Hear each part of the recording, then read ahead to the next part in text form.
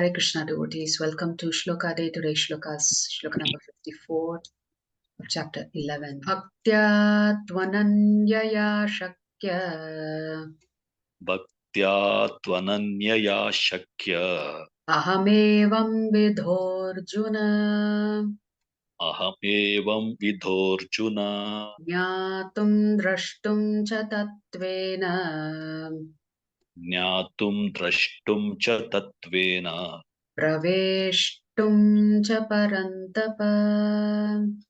praveshtum cha parantapa. Word for word meaning, translation and purport by His Divine Grace, Srila A.C. Bhaktivedanta Swami Maharaj Prabhupada, Srila Prabhupada ki Jai. Bhaktya, Bhaktya, by devotional service, by devotional service, to, but ananyaya, ananyaya, without being mixed with fruitive activities or speculative knowledge. without being mixed with fruitive activities or speculative knowledge. Shakyaha, Shakyaha, possible. possible. Aham, Aham, I. I. Evam vidaha, Evam vidaha, like this.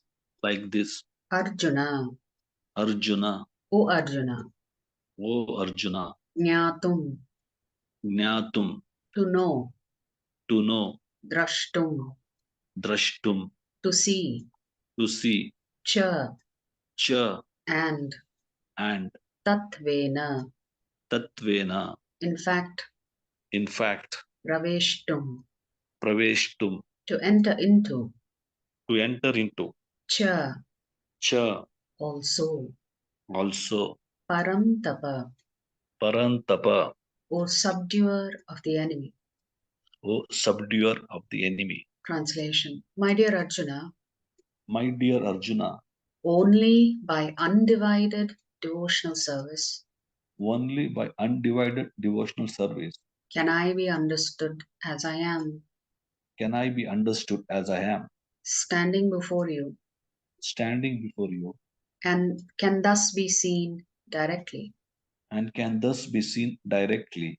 Only in this way Only in this way can you enter into the mysteries of my understanding. can you enter into the mysteries of my understanding. Prabhupada has written a pretty exhaustive purport to this shloka, so we'll read that thoroughly.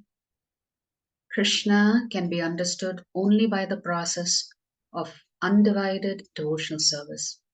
He explicitly explains this in this verse so that unauthorized commentators who try to understand Bhagavad Gita by speculative process will know that they are simply wasting their time. No one can understand Krishna or how he came from parents in a four-handed form and at once changed himself into a two-handed form. These things are very difficult to understand by study of the Vedas or by philosophical speculation. Therefore, it is clearly stated here that no one can see him or enter into understanding of these matters. Those who, however, are very experienced students of Vedic literature can learn about him from the Vedic literature in so many ways. There are so many rules and regulations, and if one at all wants to understand Krishna, he must follow the regulative principles described in the authoritative literature. One can perform penance in accordance with those principles. For example, to undergo serious penances, one may observe fasting on Janmashtami, the day on which Krishna appeared, and on the 2 days of Ekadashi, the 11th day after the new moon and the 11th day after the full moon. As far as charity is concerned, it is plain that charity should be given to the devotees of Krishna who are engaged in his devotional service to spread the Krishna philosophy or Krishna consciousness throughout the world. Krishna consciousness is a benediction to humanity. Lord Chaitanya was appreciated by Rupa Goswami as the most munificent man of charity because love of Krishna, which is very difficult to achieve, was distributed freely by him. So, if one gives some amount of his money to persons involved in distributing Krishna consciousness, that charity given to spread Krishna consciousness is the greatest charity in the world. And if one worships as prescribed in the temple, in the temples in India, there is always some statue, usually of Vishnu or Krishna. That is a chance to progress by offering worship and respect the Supreme Personality of Godhead. For the beginners in devotional service to the Lord, temple worship is essential, and this is confirmed in the Vedic literature, Shvetashvatara Upanishad 6.23.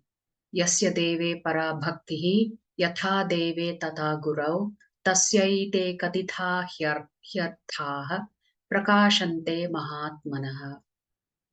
One who has unflinching devotion for the Supreme Lord and is directed by the spiritual master in whom he has similar unflinching faith can see the Supreme Personality of Godhead by revelation.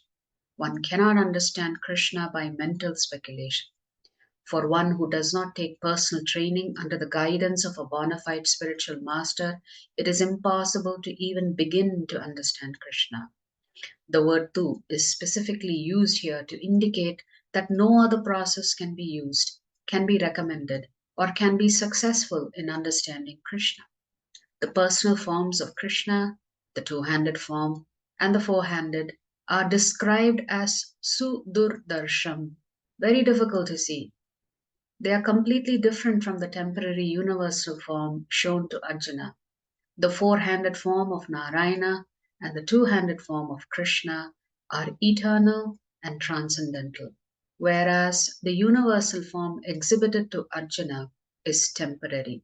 The words Tvad anyena na drashtapurvam state that before Arjuna, no one had seen that universal form. Also, they suggest that amongst the devotees, there was no necessity of showing it. That form was exhibited by Krishna at the request of Arjuna so that in the future, when one represents himself as an incarnation of God, people can ask to see his universal form. The word na, used repeatedly in the previous verse, indicates that one should not be very much proud of such credentials as an academic education in Vedic literature. One must take to the devotional service of Krishna. Only then can one attempt to write commentaries on Bhagavad Gita. Krishna changes from the universal form to the four-handed form of Narayana and then to his own natural form of two hands. This indicates that the four-handed forms and other forms mentioned in Vedic literature are all emanations of the original two-handed Krishna. He is the origin of all emanation. Krishna is distinct even from these forms, what to speak of the impersonal conception. As far as the four-handed forms of Krishna are concerned, it is stated clearly that even the most identical four-handed form of Krishna, which is known as Mahavishnu, who is lying on the cosmic ocean and from whose breathing so many innumerable universes are passing out and entering, is also an expansion of the Supreme Lord. As stated in the Brahma Samhita, Sloka number 48, chapter 5, Yasyaika Nishvasita Kalam Athavalambhya Jivanti Loma Vilaja Jagadandanaathaha Vishnur Mahan Sa Iha Yasya Kala Visheshaha Govindam Madi Purusham Tamaham Vaja. The Mahavishnu, into whom all the innumerable universes enter and from whom they come forth again, simply by his breathing process, is a plenary expansion of Krishna. Therefore, I worship Govinda, Krishna, the cause of all causes. Therefore, one should conclusively worship the personal form of Krishna as the Supreme Personality of Godhead who has eternal bliss and knowledge. He is the source of all forms of Vishnu. He is the source of all forms of incarnation. And he is the original Supreme Personality as confirmed in Bhagavad Gita. In the Vedic literature, Gopala Tapani Upanishad 1.1, the following statement appears: Satchidananda Rupaya Krishna Yaklishta Karine Namo Vedanta Vedyaya Gurave Buddhi Sakshini. I offer my respectful obeisances unto Krishna, who has a transcendental form of bliss, eternity, and knowledge. I offer my respect to him because understanding him means understanding the Vedas, and he is therefore the supreme spiritual master. Then it is said, Krishna Vai Paramam Daivatam. Krishna is a supreme personality of Godhead. That is in Shloka number 3. Eko Vashi Sarvagah Krishna Idyah. That one Krishna is the supreme personality of Godhead and he is worshipable. Eko Pisan Bahudhayo Vabhati. Krishna is one, but he is manifested in unlimited forms and expanded incarnations. That is in Shloka number 21. The Brahma Tamita says, Ishvarah Paramah Krishna Satchidananda Vigraha Anadiradir Govinda Sarvakarana Karanam. The Supreme Personality of Godhead is Krishna, who has a body of eternity, knowledge, and bliss. He has no beginning, for he is the beginning of everything. He is the cause of all causes. Elsewhere it is said, Yatra Vatirnam Krishnakhyam Param Brahma Narakri. The Supreme Absolute Truth is a person. His name is Krishna, and he sometimes descends on this earth.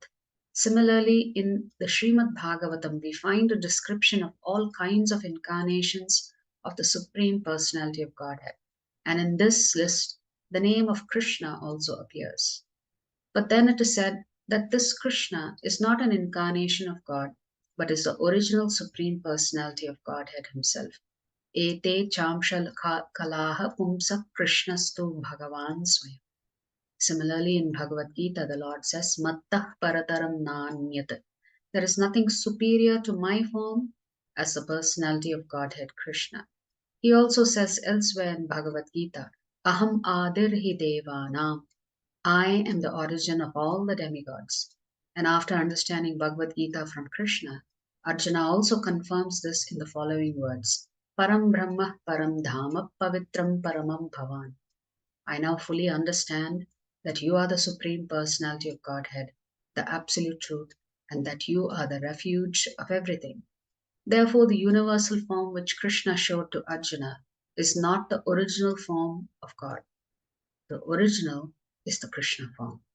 The universal form, with its thousands and thousands of heads and hands, is manifest just to draw the attention of those who have no love for God. It is not God's original form. The universal form is not attractive for pure devotees who are in love with the Lord in different transcendental relationships. The Supreme Godhead exchanges transcendental love in his original form of Krishna. Therefore, to Arjuna, who was so intimately related with Krishna in friendship, this form of the universal manifestation was not pleasing. Rather, it was fearful. Arjuna, who was a constant companion of Krishna's, must have had transcendental eyes. He was not an ordinary man. Therefore, he was not captivated by the universal form. This form may seem wonderful to persons who are involved in elevating themselves by fruitive activities. But to persons who are engaged in devotional service, the two-handed form of Krishna is most dear. So, Prabhupada, through his purport, is very clearly explaining why Krishna is the Supreme Personality of Godhead, and it is not Narayana, and most certainly it is not the cosmic form of the Lord. If you like our videos, please subscribe to our channel and turn on the bell notification. If you'd like to join our classes every day, please check the details in the description section of this video. We look forward to serving you.